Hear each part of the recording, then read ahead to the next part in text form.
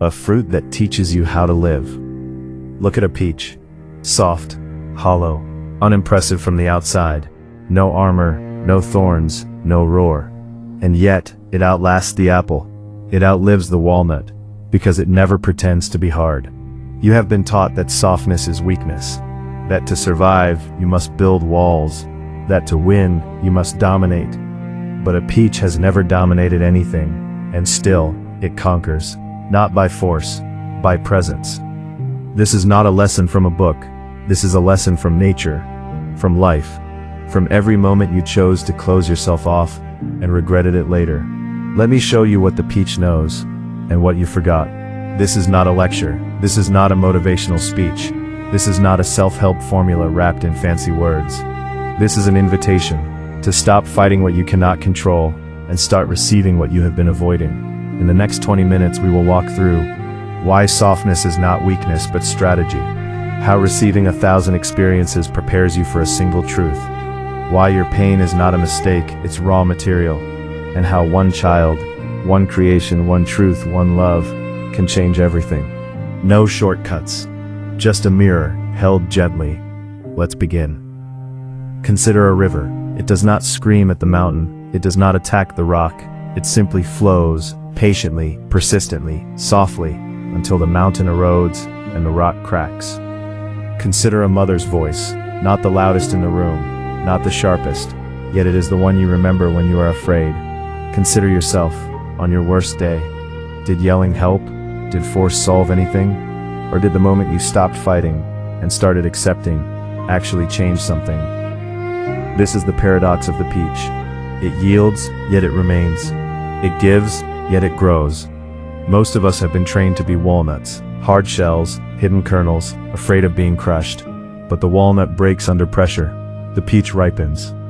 In 2018, a psychological study followed two groups of people facing chronic stress. One group was trained to fight their stress, suppress it, control it, overcome it. The other was taught to sit with it, to receive it, understand it, allow it to exist without judgment. The second group showed significantly lower cortisol levels after 6 months, not because they fought harder, because they softened. Softness is not surrender. Softness is strategic. It says, I will not break where others shatter. I will bend, and I will return. This is the hardest part of any transformation, the death before the birth.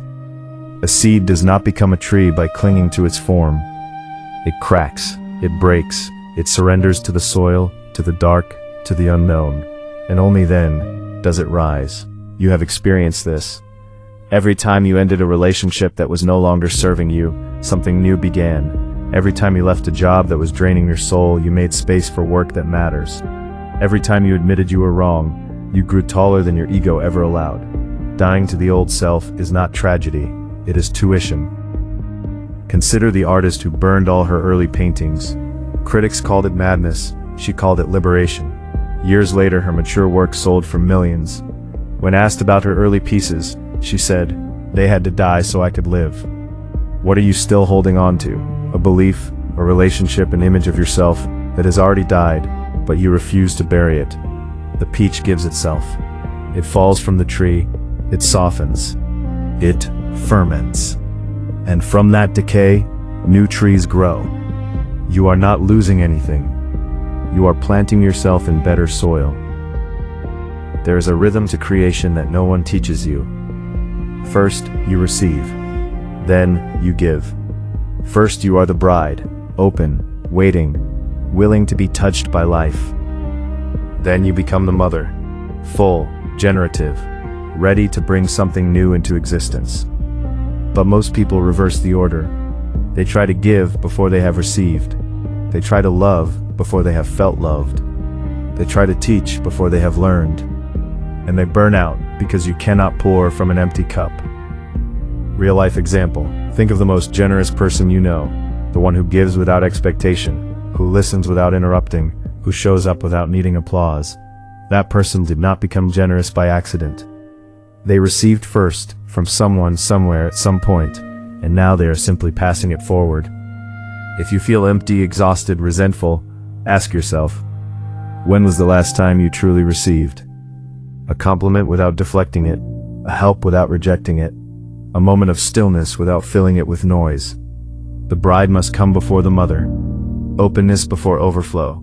Here is where most people get trapped. They let impressions overcome them. A criticism becomes an identity, a failure becomes a label, a heartbreak becomes a lifelong sentence. Or they reject impressions entirely. They build walls, numb themselves, refuse to feel. Both are mistakes. The peach does neither. It receives the sun, the rain, the pest, the wind, but it remains itself. Impressions enter, but they do not dominate. They breed within and become sweetness. You can do the same. Let the insult enter, but do not become insulted. Let the fear enter, but do not become afraid. Let the grief enter, but do not drown in it.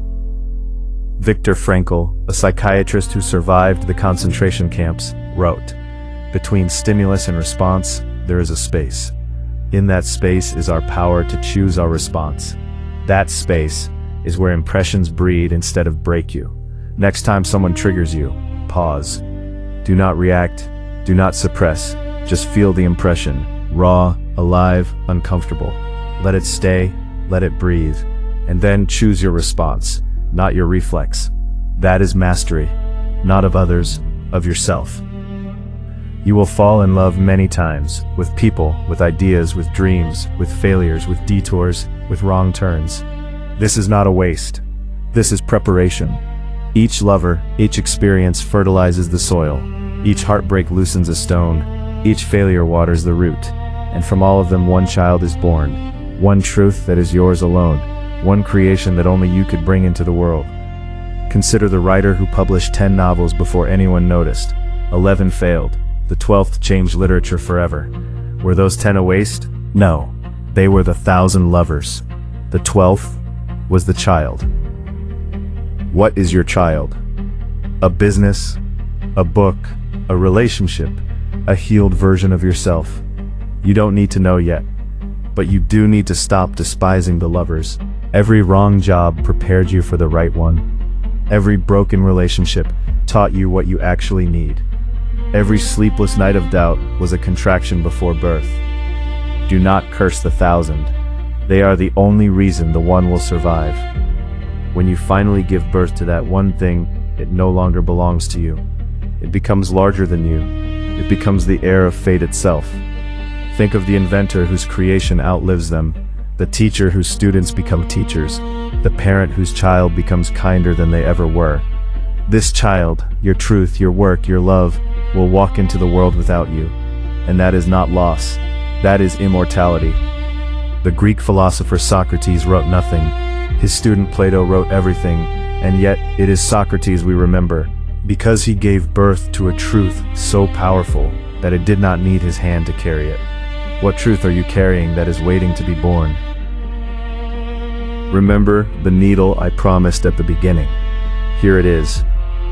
You have been fighting softness your whole life.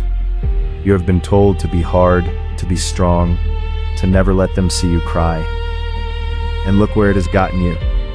Exhausted, lonely, disconnected. The peach never fights.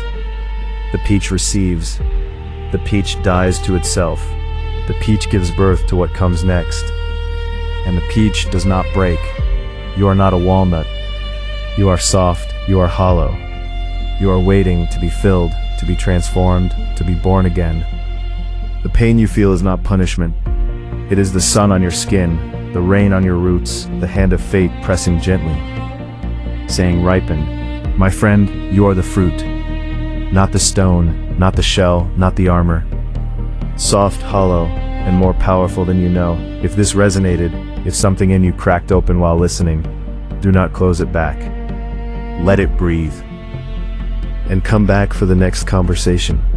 Subscribe if you are tired of pretending to be hard. Share this with someone who needs permission to soften. The mirror stays here. You carry the truth. See you in the next one.